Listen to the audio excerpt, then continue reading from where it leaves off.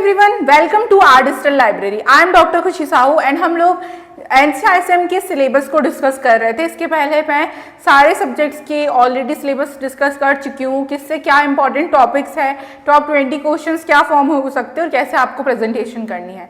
एक केवल संस्कृत हमारा सब्जेक्ट बचा हुआ था जिसकी वीडियो आज हम लोग देखेंगे। संस्कृत में भी मेजर चेंजेस किए गए हैं। पहले संस्कृत का एक ही पेपर होता था, वो भी बहुत मुश्किल से झेला जाता था। तो इस बार से संस्कृत के 2 पेपर इंक्लूड कर दिए गए हैं। पहला पेपर होगा 100 मार्क्स का, जिसमें टोटल संस्कृत का सिलेबस होगा, संस्कृत की व्याकरण होगी। ठीक है, इसमें आपको 50 मार्क्स पासिंग लाने हैं।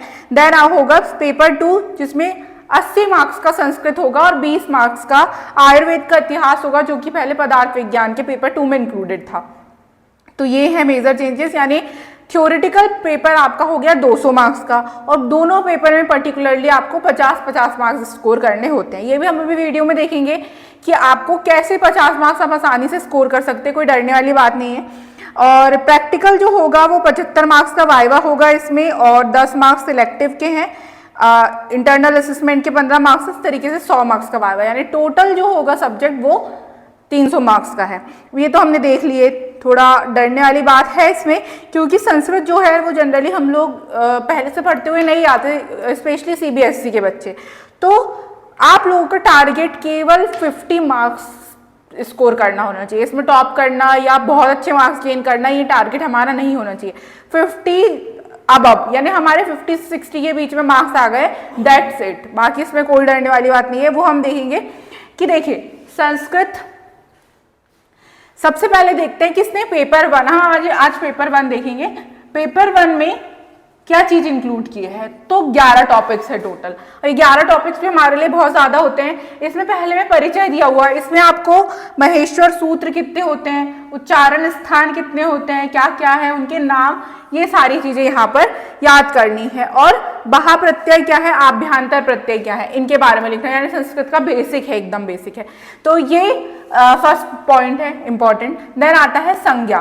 तो संज्ञा में जो भी आपको थोड़ा बहुत, इसमें आपको ऐसी टॉपिक तैयार करना है जो आप लिख पाए, मतलब मेजर चीजें से तैयार करनी है। ठीक है, तो संज्ञा को आपको अच्छे से पढ़ना है। देन आता है उपसर्ग अव्यय। उपसर्ग जो उपसर्ग सिलेबस में दिए गए हैं, प्रा, परा, अप, अनु, इनके बारे में आप थोड़े थोड़े एग्जाम्पल याद कर लीजिए। देन अवयव और फिर कारक प्रकरण। कारक प्रकरण इंपॉर्टेंट है, इसके बारे में आपको डिटेलिंग पढ़नी है। कर्ता कारक, कर्म कारक, करण, संप्रदान, अपादान, अधिकरण, संबंध, ये सब साथ के साथ जितने भी हैं, इसके बारे में अच्छे से आपका एक नोट्स तैयार होने चाहिए और इसके बारे में आपको पता होना चाहिए।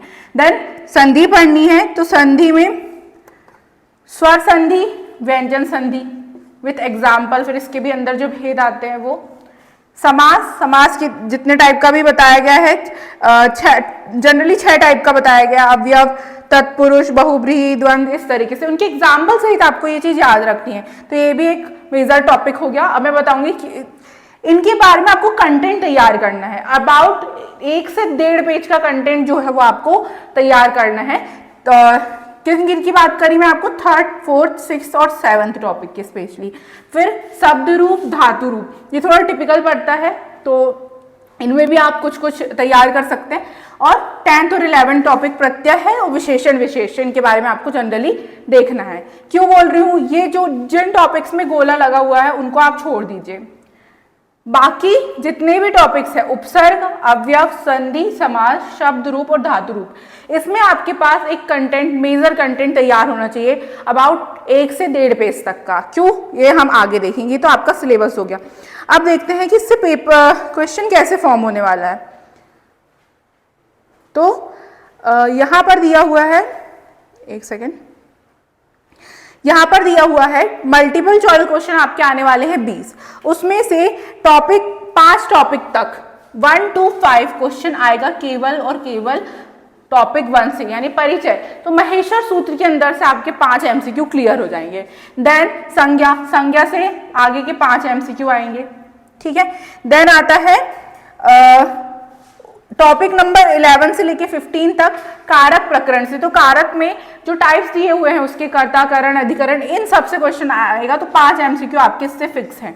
यानी यदि हम इन 5 टॉपिक्स पे, इसके आगे भी देखते हैं, फिर आगे की 16 और 17 नंबर का एमसीक्यू आएगा टॉपिक नंबर 10 यानी प्रत्यय से, और 19 और 20 नंबर का एमसीक्यू आएगा विशेषण विशेष्य थे।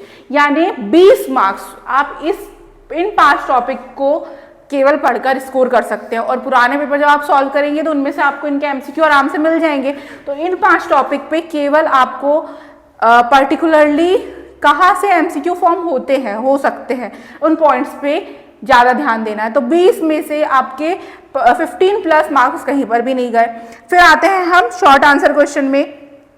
तो यहाँ पर टॉपिक नंबर 6 यानी संधि से एक क्वेश्चन आएगा, टॉपिक नंबर 7 समास से एक क्वेश्चन आएगा, टॉपिक नंबर 4 यानी अवयव से एक क्वेश्चन आएगा, टॉपिक नंबर 8 यानी शब्द रूप से एक, टॉपिक नंबर 3 यानी उपसर्ग से एक, टॉपिक नंबर 10 और 11 में से दोनों में से किसी एक से क्वेश्चन आ सकता है, हो सकता है आधा पार्ट इसका दे दे, आधा पार्ट इसका दे दे एक ही क्वेश्चन में।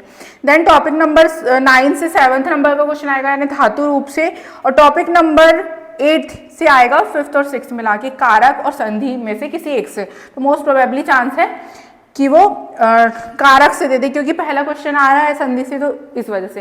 अब आप बोलोगे तो हमको भी पता है, यहाँ पर संस्कृत में आपको एक बात ध्यान रखनी है, 8 क्वेश्चन यदि आ रहे हैं शॉर्ट आंसर, उसमें कुछ भी लिखा हो, ये तो आपको फिक्स हो गया है कि पहला नंबर का क्वेश्चन जो है वो टॉपिक नंबर 6 से आएगा यानी संधि से। अब उसके अंदर वो कुछ भी पूछे, यदि आपको क्वेश्चन समझ में आ रहा है तो ठीक है कि क्या पूछ रहा है वो, लेकिन यदि आपको क्वेश्चन समझ में नहीं आ रहा है कि क्या लिख पाए, हम कुछ भी, हम एकदम ब्लैंक है, तो केवल इतना ध्यान रखना है कि संधि वाले टॉपिक से क्वेश्चन बना हुआ है। तो संधि के बारे में आप जितना जानते हो, इसलिए मैं पहले बोल रही थी कि इन टॉपिक्स के कंटेंट तैयार करना है आपको 1 से 1.5 पेज का, उस कंटेंट को आपको डिक्टो वहां पर कॉपी कर देना है, कोई भी अपना एक्स्ट्रा दिमाग नहीं लगाना है। यदि आपको क्वेश्चन समझ के आ रहा है, क्वेश्चन समझ में आ गया है कि हाँ ये ऐसा है, इसकी मेरी तैयारी है, तो आप एग्जैक्टली वो लिख दो जो पूछा है। लेकिन यदि आपको बिल्कुल नॉलेज नहीं है, एकदम ब्लैंक, आपको छोड़ना नहीं है कॉपी को, क्योंकि हमको संस्कृत में पासिंग मार्क्स चाहिए, और यही रूल जो है वो सारे सब्जेक्ट्स में लागू होता है कि हमें क्वेश्चन को फुल्ली एम्प्टी नहीं छोड़ना है, हमको उसके में कुछ ना कुछ लिखना ही है।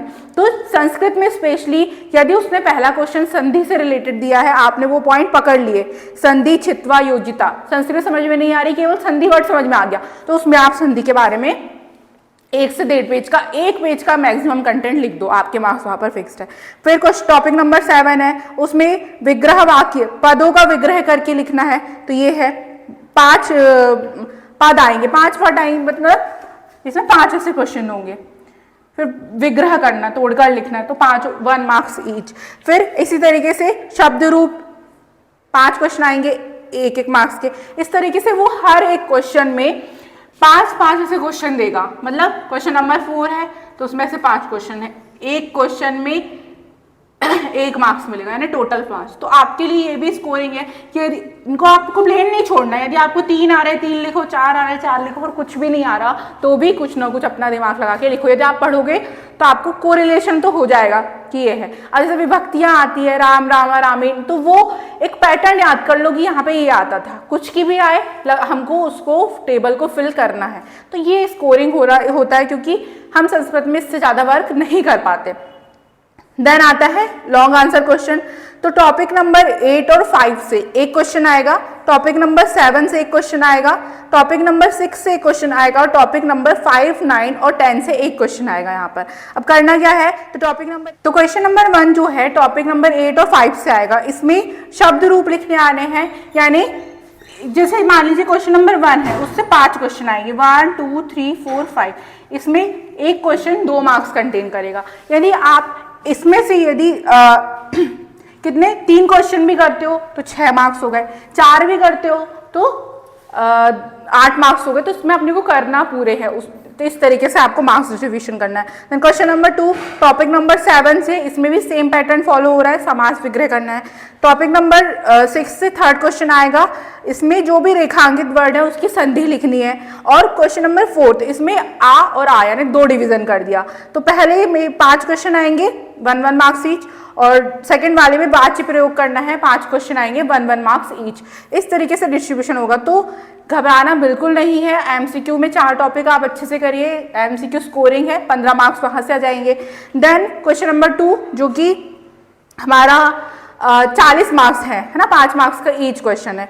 तो उसमें यदि आप हर क्वेश्चन में 3-3 मार्क्स भी गेन करते हैं तो आप 26 से 30 मार्क्स तक वहां चले जाओगे। देन क्वेश्चन नंबर 3 यानी 40 मार्क्स का है, उसमें से भी आप यदि थोड़ा बहुत कितना भी काट के आपको देगा तो 20 से 30 मार्क्स आप वहां गेन कर लोगे। तो आपको 50 से 60 के बीच में स्कोरिंग बहुत आसानी से हो जाएगी। तो ये था हमारा पेपर 1। इसमें कुछ भी इंपॉर्टेंट टॉपिक मैं आपको नहीं बता सकती कि इसी से क्वेश्चन आएगा, जैसे हम लोग और सब्जेक्ट्स में देख रहे थे। तो आपको ये पैटर्न जनरली फॉलो करना है जो मैंने बताई हो।